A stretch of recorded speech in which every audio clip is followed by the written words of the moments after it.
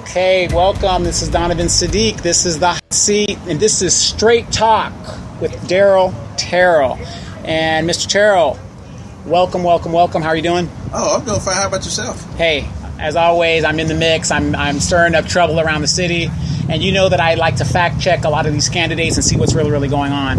But you did promise me that you would give me an exclusive interview to talk to you candidly about some of the questions that I might have in regards to your candidacy and just questions off the top of my head. So, this section is called Straight Talk.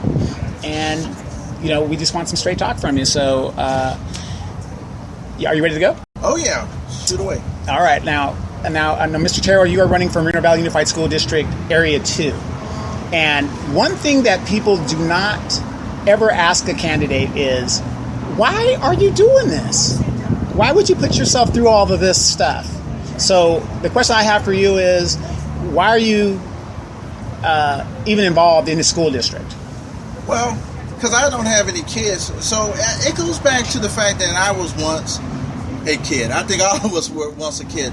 But I can remember during my childhood times that I got bullied. I got chased out of school by people. But I myself know what it's like to be bullied and chased after. But also I know what it's like for a compassionate teacher that cared about me and gave me a chance. And then when I say a chance, it's the fact that she looked after me because the fact that she saw that I was getting chased home after school because I was getting terrorized by people. I couldn't learn anything. So I know when these kids are what it's like to be terrorized, to be bullied, not to be able to learn, not to be able to focus, because I can't focus on what's in front of me because I'm focused on what's after 3 o'clock, what's going to happen to me. So I understand from a point of view as a child what it's like to people to give up on you, and I understand what it's like. And so for me to have that passion for kids is the fact that for myself it was a struggle. I couldn't be I'm not the student that I could have been in high school or elementary school because I admit this, I'm dyslexic, which to me is I didn't know I was dyslexic until I came out here to California. My aunt and uncle got me tested. I had no idea because and that kind of helped. It's not to say that you should feel sorry for me, but to understand that I overcame that to earn a AS from RCC, and I have a from UCR because of the fact I know that struggle. But I also know as what it's like to be a child and not have that kind of support. And it's like many kids out there. I had a mom and dad that loved me to death, but I also had a community that cared about me. But to fight, to go through life and being afraid because there's kids out there sometimes don't have nothing to eat sometimes. So how can they really concentrate on learning anything when their stomach has nothing in it? So running for school board to me is an outlet for me to help those kids, to give them a fighting chance so they can make it. Because it's not easy. It's not easy what these kids go through. They face more things than we do, Donovan. They face drugs. They face more bullyism to the extreme. So my thing has always been that I want to be their champion and to know that they will have somebody that's going to fight for them. And that's the kind of what got me more involved in the community. When we had a youth opportunity center at through the Moreno Valley Unified School District, I found out that they were short of money, and I knew how important. Because in my own community, I had a youth center like you were talking about. I had a community center, and I knew that those kids need an outlet, but it was more after-school enrichment program to help them for jobs and to do their homework. And I knew how important it was, but the funding was being cut. So what I tried to do, I went to Supervisor Marion Ashley at the time, and I went to the city council. I was trying to find the money. Every other meeting, I was trying to make a proposal to them that we could find that money. And I went to the board of supervisors, because I wanted them to show them that I've come here to you because we need money to keep this youth opportunity center. We finally got me and Carol Auerbach, who at the time worked at the school district. We worked together to make it happen. And that's some things people don't understand about me, because they never understood that what a community center does for kids who maybe have both parents working and they have no place, no direction. That place was important to me because I knew what it was like for me as a kid. But it went beyond that. When the teachers, during the dark times, when they were cutting the budget cutting from the school budget, I went down to the school district. And I asked myself when I was sitting at home, should I go down there? What they going to say about it? Because the first thing I'm thinking, well, he don't have any kids. Why does he even care about our children? I care about them because they are our kids. And I know our kids needs to have a good quality teacher in that classroom. They don't need the classes but I had to look at the budget. And I found money to help keep those teachers in the classrooms. And I heard a little girl crying because she didn't want to lose her teacher because they were going to lay that teacher off. And I went to several meetings to fight for those teachers. People don't understand that. They've never seen me there. They say, what are you doing here? Because I care about those kids. And that was in the 2009-2010 budget cycle for them, for the school district. And I kept going back because of the fact I knew how important that teacher was. And that's what I'm stressing. I knew that teacher that I'm fighting was the same teacher that stayed at the school for me, gave me extra help, gave me a ride home to prevent so I won't get beat up. That teacher was important to me, but at the same time, our kids needed to have that direction. And then it was also when they were going from they were going from year-round to tradition, I came down there and fought for them. Because at the same time, they were taking a step that they were not gradually doing, they were doing all at once. And I said, no, we need to gradually to implement it. So Donovan, what I'm saying to you is, I had a stake in these kids because I knew what it's like to face the problems that these kids face today, and knowing that when I graduated from high school, I wasn't I couldn't have been a better student.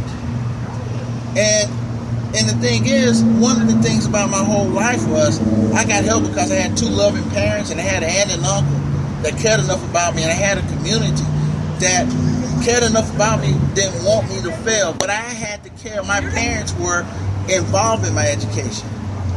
And also I had a community that says, Daryl, we are not going to let you fall. Because in Georgia, they know me as Craig. So that's because we knew each other.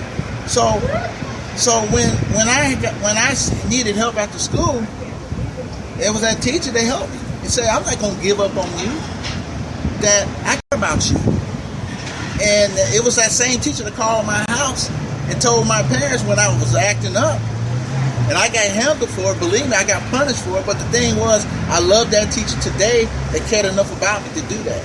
Okay, so let me ask you this. Like I said, I'm voting in the elections as a resident. I don't have any kids in the school board, and I'm not a product of the Moreno Valley Unified School District. I was a military brat. A lot of people want to know is, for anybody to run, there either has to be a problem or there has to be a change. Which is it for you that's going on in the school board? I mean, you just don't say, oh, I'm just going to run. I mean, either something you don't like going on, is it the Common Core, is it something that you're just saying, wait a minute, there's a problem here? Well, I see, for me, from running for the school board, it was for me a change. What I mean by change is, as I always tell people, is to stop the education of getting by. I've mentioned many times on your show or on my Facebook page, we got to stop that, because we can congratulate our kids going off to college, and we can clap our hands at the same time. Some of those kids that go off to college, they either have to take remedial courses. Then if they have to take remedial courses, they get discouraged because they didn't think they had to take remedial courses. Then there were those kids who graduated from high school that graduated into poverty, They didn't have the skills necessary because, as I said before, and the jobs today requires you to have more than a high school diploma or less than a 4-year degree. But it's not enough to have kids just to produce the careers out there or have a career fair. That's a good thing that the school is doing, but you got to do more. You got to do more by creating that path when you create an apprenticeship program or a training program, so that child in 11th or 10th grade would go through working with that business in the high growth industries of our community, that when they finish, they get paid as they learn in 11th or 12th grade to go right into the job. Or if they want a skilled trade, there be a skilled trade union that can sponsorship some classes in our schools, and they can also help have a pre-apprenticeship where these kids, they go through a program with a skilled labor trade union in our community, then they'll be eligible to be into an apprenticeship program when they graduate. To me, that was the change I was looking at, because the fact that a lot of these kids also too, they start early. Some of these kids 3 or 4 years old know how to use an iPad. But the thing is, when you have preschool, you have 6 in our district, and you got to qualify based on low income. But what about the kids who barely their parents above that? I think all kids should have accessibility and affordable preschool programs. And by working with having grant money within the existing budget to make it universal, so every kid who doesn't qualify, that parent would have the ability to send their kid to get that schooling earlier, so they can perform. Because student performance is based on those kind of getting an early start, a smart start. So that's the reasons why they got me, because I'm looking at the facts of our community, poverty in our community. We are a Title I school. 80% of our kids qualify for free lunch or reduced lunch. So that, to me, it tugs at my heart, that the fact that if I could do something to change that trajectory and get these kids a fighting chance at the American dream, that's what I looked at. Okay. We're going to go take a break, and we'll be right back. This is the Hot Seat Straight Talk with Daryl Terrell. We'll be right back. Okay, we are back. This is the Hot Seat Straight Talk with Daryl Terrell, the candidate for the Unified School District. And Daryl, we liked your platform. We like what you're doing. But one of the questions that I'm reading right here is the fact that, how do you find time to be on the school board and work at the same time? Because you're in the same situation as a lot of us adults are. A lot of us adults are working 2 jobs, sometimes 3. If you're in the reserves or military, you're doing that part as well, so that'll be a 3rd job. You're going for the school board, so how do you find time to do that and work at the same time? So how does that relate in what you're doing and what you're trying to do? Well, Donovan, prior to working at my current job at Lowe's, I was working 2 jobs, and I was working 2 part-time jobs. And a lot of people these days are working, like you're saying, 2 or 3 jobs to make ends meet. Because I was struggling, but not only because I was struggling, but because I had an aunt that I was taking care of for 10 years. I needed help, and my aunt understood, because I used to take her to a lot of I took her to one of the counseling, because she never been to a counseling, but I did. She was blown away, wasn't she? Well, yeah, she was. She wanted to lay someone's soul to rest. Right. That night I went to. But the thing is, in everyday life, you got to have, even though I have a college degree, you need something more than, like I said, a 4-year degree, or you need some training. But for me, working at Target and working at those and other odd jobs to put food on the table, that's what you have to look at, what's in the school district. Look at the parents that go to those meetings, because some of them are right in that now, situation. Yeah, they right now on the highway right now, as we looking at the 60 freeway, are coming home tired because there was no job in this community for them. So to have a livable wage job, let's put it that way. Well, okay, and speaking of that, you talk about livable wage. You've got a lot of people that have degrees. I mean, not maybe high degrees, but I'm an RCC graduate, associate degree. I have a bachelor's degree. But there are no jobs in this city for a bachelor's degree in what I want to do. So, expanding on what you just said, that's very true. So, well, yeah, because like we were saying, the things that what brings, like I said, when I focus on my own situation, having a bachelor's art degree, working 2 jobs at the time, because it's like I said, my auntie, I'm a family man. When it comes to family, I love my family, and she needed help.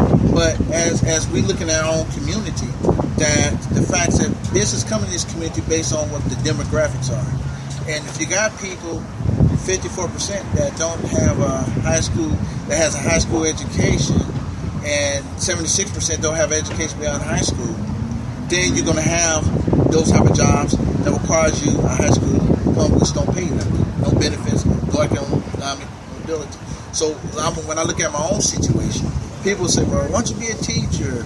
Or why don't you do this?" You don't go into teaching because of the money. You go in there because you care about the kids. Ooh, good point. Very good point. And the thing is, I care about the kids, but at the same time, there's people out in our community that lack the skills. Even the same people like us out here that may be working those jobs too, that needs some training, which we lack in our city because we don't have a partnership where you can get a training and gain a job in this community. So when I look at my own situation, it brings it to reality. Yes, I needed some marketable skills. That's not enough to just be training for any job, because anybody can train for any job, but training for a job that exists at this moment, and that's what we're lacking in this community. Right. We don't have that. Right. So let me ask you this: what's your favorite color? My favorite color, I would have to say, I like blue. Right. Your dream car? Dream car is probably a Ferrari. Ferrari Testarossa. I was going to say the same thing. And I ask you these questions because, again, a lot of these politicians come off very slick and very, candid, and they have these canned answers. So I'm just trying to catch you off guard and kind of, catch you as a regular person, because the biggest question that I have for you is, okay, you have a degree, and yet you stayed here in Moreno Valley. Why not go somewhere else? Well, because I could have had that chance. Back in 1994 when I graduated from UCR, I stayed in this community because of the fact I love this community, and the fact is I made some friends and had family. But the most important thing, I wanted to build a future in this community. I wanted to be part of the solution, bring a brighter future. That's why I stayed. I couldn't went back home to do it, but I didn't, because this Moreno Valley has a lot of potential. It has a lot, and I felt that me staying here, that I could be part of building a better future for our kids. But at that time, when we had March Air Force Base, everything was flowing. Money was flowing. You're absolutely right. But once that stopped, then we was left with nothing. Now we're trying to rebound. We haven't never gained what we lost. Right. This is actually our second economic depression. The base closed, that was a depression, and then the Great Recession, that was the second one. And you're absolutely right. You've been here long enough to see what needs to be done and where we need to go. So your vision is, I'm an RCC graduate myself, and again, we graduate and we look around the Inland Empire. Let's just say we don't stay in Moreno Valley. We look around the Inland Empire. There are no jobs. I mean, and I'm not bougie, but I'm not going to work in a warehouse. That's not going to happen. I have an associate degree. I have a bachelor's degree, and there are no jobs to do that. So, your plan, which we've heard, is to try to bridge that gap to be successful from high school into college, because and the funny thing is that now that we're talking, there's a lot of people that don't know about EOPS. I mean, you can get your cap and gown free through those guys, pens, pencils, calculators, whatever you need, but there's nobody in high school preparing us for college. And so since you could have gone and taken the money and gone somewhere else, and you've decided to stay here, what do you see for this city, or no, not for the city, for our students? Well, well, again, when I was talking about, here's what I see. I see that we have beginning to develop a medical infrastructure in our city. Okay. And even though there's going to be a World Logistics Center here, but here's what the number one thing that, as you're asking me, what would give a reason for a child to come back to their community is the fact that if we, again, raise our college education attainment levels, if we have an educated, skilled workforce, we can attract maybe some good companies to this World Logistics if it gets off the ground into these facilities that pays a livable wage or have economic mobility. But that's going to be key on what our different demographics are in the city. Right. Well, not to cut you off, but the World Logistics Center is supposed to be complete in 30 years. So you're basically saying if we do the groundwork now, the right decisions now, those kids that are graduating in 30 years will be prepared to deal with that high-tech, high-powered technology 30 years from today. Well, yeah, the kids we have that's going through... They're not even born yet. Yeah, basically. yeah, they're not even born yet. Yeah. Yeah. But see, also, too, we got to think about, we have a medical, you have to remember that Riverside County is building, they're expanding their medical hospital. We got Kaiser over there, too. We have Kaiser. And the smart thing that we can do as a city right now is to invest in building the medical corridor. But see, again, building that meaning that you still got to have people trained with the education to work in a facility like that. And that means that you still got to build pathways that will land them a job in there. Not just saying you go do some for-profit school, you get in there and you're in debt for $40,000, $50,000, but a chance that we use grant money, federal, state, and work with the county to create that path to that job that's existing. So again, that will make a kid want to come back if they see the county expanded. They're trying to make it like Loma Linda, and that's a good thing. But the smartest thing that as a city can do is to not only build that medical corridor, but also with March Air Force Base, where we got over there right now with the March Port.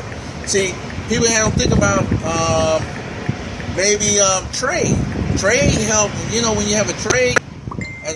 When you're exporting, you create another industry. Like we were talking about the World Logistics Center in the trucking, in the middle, like you're saying, we will attract cluster of companies there. Because once they see that these companies are coming here, then more likely they see that one, that you got educated, skilled workforce. Number two, they're bringing jobs, quality jobs that leads to careers that when you start off, you can raise a family.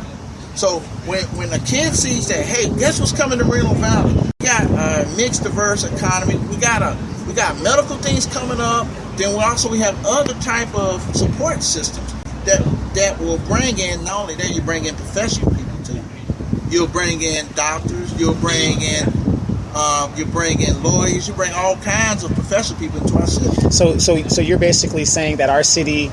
Our kids, not the city, our kids are better than truck drivers and restaurant concierges and 99-cent store workers. I mean, I look at some of these kids, I'm in an older neighborhood, of course. I look at some of these kids and they are so intelligent. I honestly believe what you're saying. These kids could be doctors, dentists. You can never have enough doctors, dentists, computer gurus, there's so many things that these kids can do, but all we're showing them, and the school board currently is showing them, is warehouses, and they're not doing anything about it. Well, see, here's another thing, too. As we were talking, I'll break it straight home to you. I was talking to, like I say, a little girl at Lowe's, and I'm talking to her parents. This kid knows 3 years old, now how to use an iPad. To me, those kids are, I'm telling you, the next greatest generation. These kids will be the ones that will find the genotype that will cure cancer, all the things that took my mama away from here because of cancer. And they will find a cure for things like that, or for Parkinson's. I have high hopes for our kids. And I know they can do better than that. We can have even advanced manufacturing in this town. We got quality here.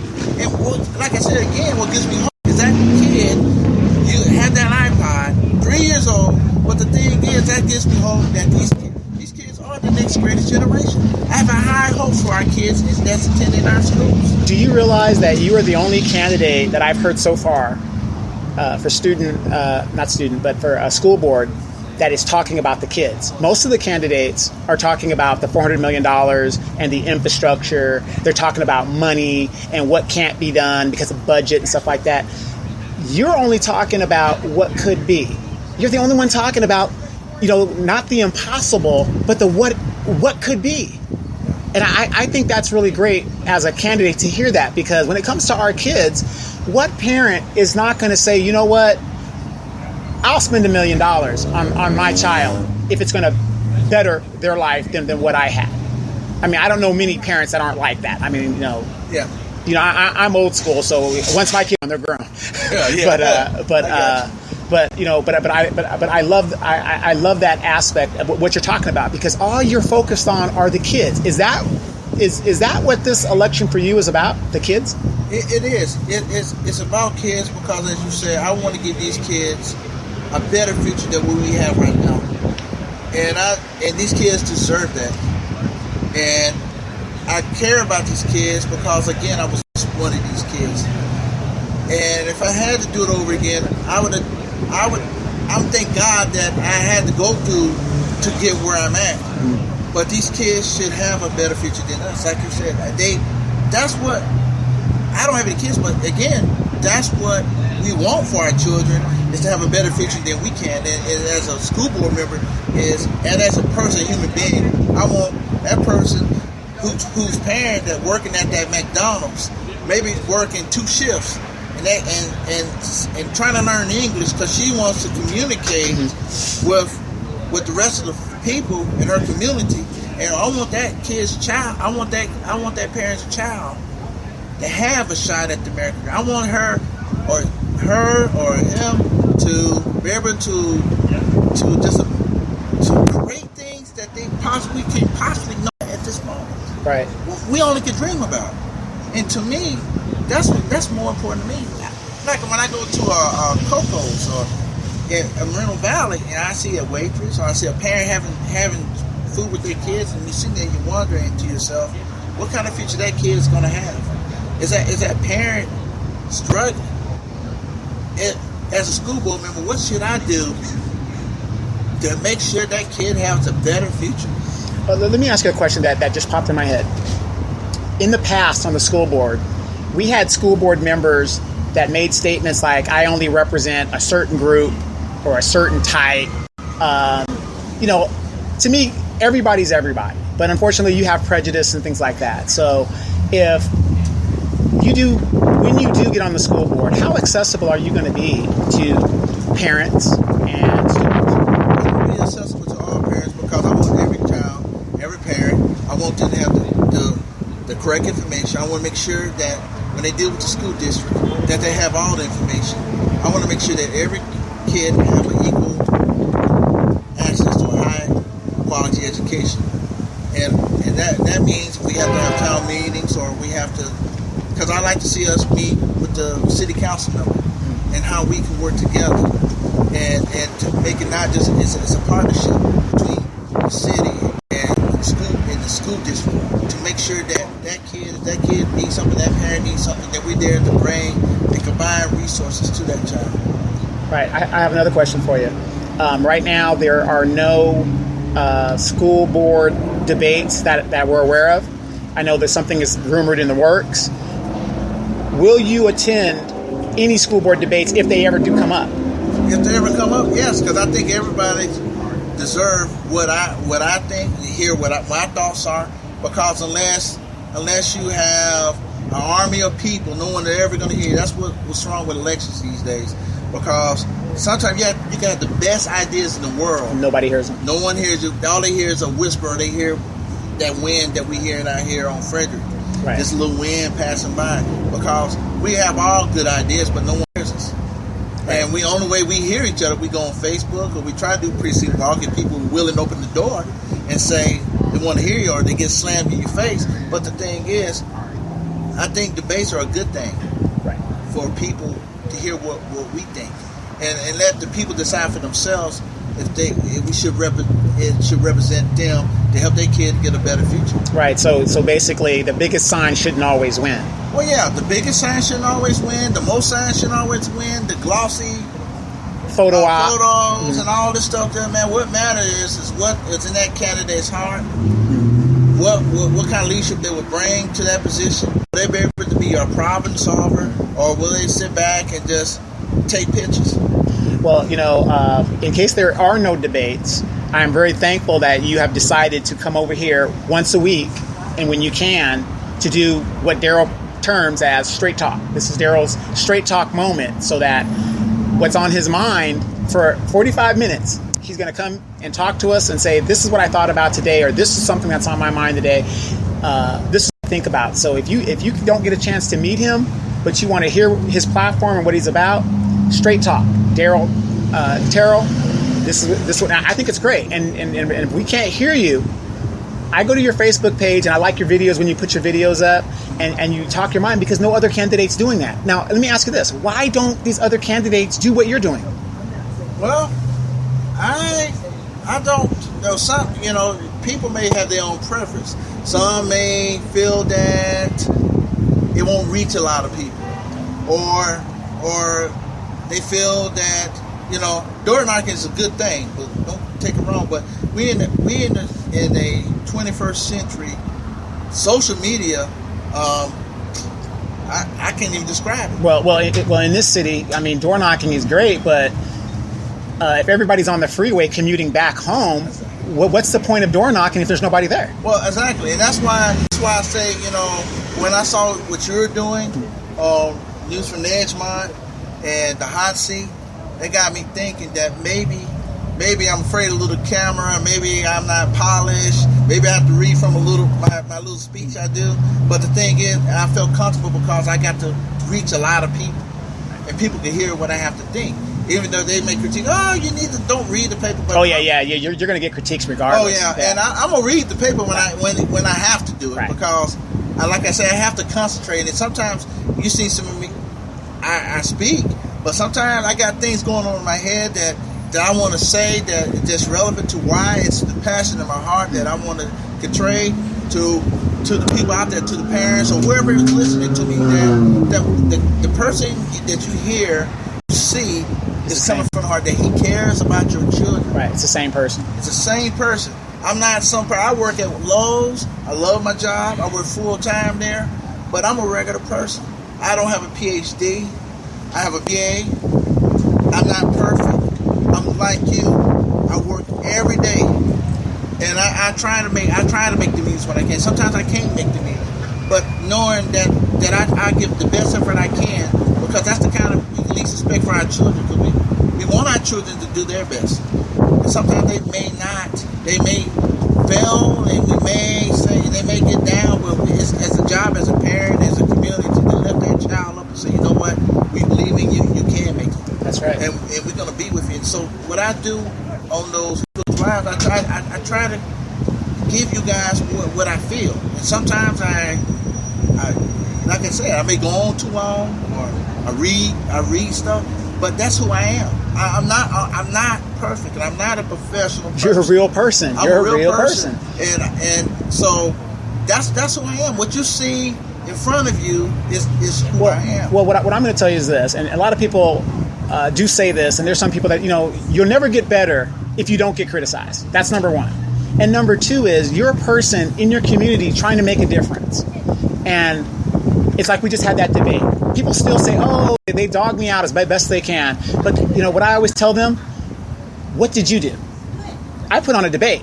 What did you do? And what you're doing is exactly, because not everybody can do what you're doing. You're a regular person just like me, and you're going above and beyond.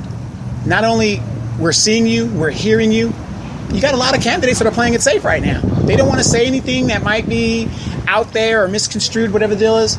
I'm looking for a candidate that I can relate to, that I can say, you know what, that guy's just like me. I could be on school board too, but he has the same ideas that I have, has the same issues, the same problems, and that's what I think people want to see. Well, yeah, I agree, because when we look at candidates and still kids, especially kids, they look at us. And if you're in a position, they say, "Oh, this person is a what they say, my uncle used to say, we put them on a pedestal." But I'm not, because I have a title. Don't make me a god. It puts me you put me there because you trust me to do the best job I can to represent you and your interests, and to make sure your kids get a good quality education when they walk out of that and get their diploma out of the Reno Valley Unified School District. Well, again, just in case anybody doesn't know, we are dealing with Straight Talk with Terrell. Daryl is a very humble person, and I keep trying to tell him. I mean, I've been trying to signal him on all this radio show. He talks about he's an everyday person. How many candidates, city council or school board, that has the endorsement of the Teamsters? The Teamsters represent the everyday person. Do you know how hard it is to get the endorsement of the Teamsters? I can't even get that.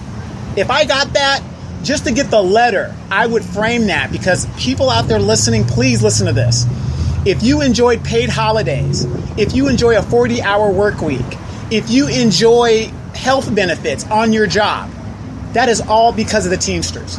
This man has that endorsement, and I mean, my jaw dropped. Not Daryl, that you don't deserve it like that, but I know how hard it is to get that endorsement, because these guys will not endorse anybody they do not believe is the average man, hardworking person just like them. So congratulations on that, and to me, that says it all.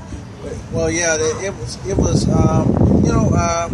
interesting process, and when you look at like I said, endorsements, I look at some of the people who endorse me, like Supervisor John Tavoloni, Supervisor Kevin Jeffrey, Supervisor Mary Nashley, and 2 school board members out of Riverside Unified School District, Patricia Lott Dawson. I look at Kathy Avalay. They endorse me because of the fact they know I will be a good board member that will put our kids first and to work with others to build that bridge. And yeah, the team, and like I said, getting that endorsement, it's just like, because my daddy was a UAW worker, and I saw him. We got to live the American dream. We got a house. We moved from a two bedroom apartment, and out of the worst parts of Atlanta to the suburbs, because my daddy worked hard. He worked overtime. He got the best medical care we received. I didn't know anything about that. He would come home with his hands cut up, and because he worked on that assembly line, he was so tired. But my daddy, loved my dad and my mama a lot, because of the fact that even though they worked hard, they still participated in my education. They participated in my sports, extracurricular activities. And that's what hardworking people do every day in this community. That some of these parents, like I said, are on the highway right now coming home, and they're going to be tired, and their son or daughter want to help them to do their homework, and they're going to do it because they want their kid to succeed. And they know what little help they do for those kids, to their child, it's going to help them in the long run. It's just like a teacher who stays after school. They stay after school because they care about that child. Or they go buy their materials and pencils. I saw that when I worked at Target. A lot of these teachers spend $200 or $300 on their classroom because they care about these kids. They know, they see these kids coming into their classrooms without material prepared. Speaking of teachers, I think that's an important thing to bring up. There is a conception that teachers are not paid enough. And like you said, you just elaborated on it right now. Teachers are taking their own money, being underpaid and overworked, however you want to say it, and they're taking their own money buying materials for students. As a school board member, and I know teachers have a union and all this other stuff, and you got to do the contracts like that. Are you for getting teachers more resources? I think that's important for people to know if you're for it or against that. I'm for giving them the resources. Whatever they need. Whatever they need, because, again, they're the most important individual. Link in the... Yeah, they have what it takes to help these kids succeed. When I was growing up, I went to school overseas, and a lot of people don't know this. In almost every country outside the United States, a teacher is the third highest paying career field behind a doctor and a lawyer. Only in America is the teacher way somewhere in the chain. And I had a dream of becoming a teacher. And when I came back to America as a young kid, whatever the deal is, and I saw what the teachers were making, it just totally turned me off as a thing. What do you think we could do? I mean, because we have some good teachers, but you got teachers that have been in there sometimes too long, and they're just there for the tenure of the deal. I don't want to put you on the spot, but I'm going to put you on the spot. What can we do to make teachers? We're going to have a shortfall of teachers because people aren't going into that career field. What can we do to make the teaching field a little bit more not lucrative, but to get people interested in becoming teachers? Well, you could have the heart for the kids, but at the same time, you have to get paid. Right. You have to, but also this is another thing. When we're looking at our own community, that we have to, I think, as a city and as a school district, that we can work together to bring in good qualities. What I'm thinking is that if we can provide some incentives. Now, when I mean incentives, do we use city money? No. But what do I think we can do? We can work with the private sector to come up with some incentives that will bring that parent, bring that teacher to live in our community. Mm-hmm. If it may be a housing loan program, or it could be something we could create a core with UCR to have a teaching core program. Yeah, have you noticed this? And I've always, as a kid, and everybody knows I've got like 11 degrees in subjects. I'm not trying to brag, but yeah, I took advantage of the military program. So believe me, I took such advantage of it that they say no, that they told me no more. But have you noticed you have sports scholarships, you have this scholarship. There are no teacher scholarships. I mean, I think there are a few, but it's not like elevated towards like that's something I want to get. Like you said, the private sector doing something like that to where we could do something where we could make that a little bit more challenging.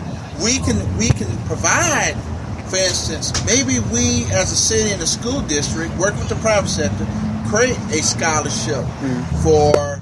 But the thing is, they could go to school, but they got to come back and teach in our community. Right. So the thing is, we'll help you go to school to be a teacher, but as the return, you got to come back and teach in our district. Oh, almost like a military contract. You could be a pilot, but you got to give 8 years of your life before you can go and work for United Airlines. Yeah, because if we want, like you said, if we want people to come back into our community, we want teachers, we want that student, like yourself, who say, oh, maybe I want to be a teacher. But we got to give them incentives and say, hey, to pursue it and stay with it. Right? Yeah, we will use, like I said, we can use the private sector to help make this initiative a reality, where we, as a city and a school just working together to create a scholarship that we will help you go to school, but you have to come back to our community to teach. Gotcha. I don't know how many years. That's something that has to be worked out. Yeah. Well, we've been talking to Daryl Terrell. He's a candidate for Moreno Valley Unified School District Area 2. This is the Hot Seat. I am Donovan Sadiq, and this has been Straight Talk with Daryl Terrell. And Daryl, we look forward to talking to you again next week. Whatever's on your mind. If you have any questions, Daryl, how can we reach you? You can reach me on Facebook, Daryl Terrell, for FORMBUSD School Board TA2 on Facebook. All right, that sounds like a plan. And like I said, we wish you all the luck in the world. We think it's going to be a very, very good race. Daryl Terrell, Moreno Valley Unified School District. Look for his signs. He's got his signs out. It's going to be a thing. So check it out. Check his page out. Please come back and listen to Straight Talk with Daryl Terrell. I'm Donovan Sadiq. This has been The Hot Seat.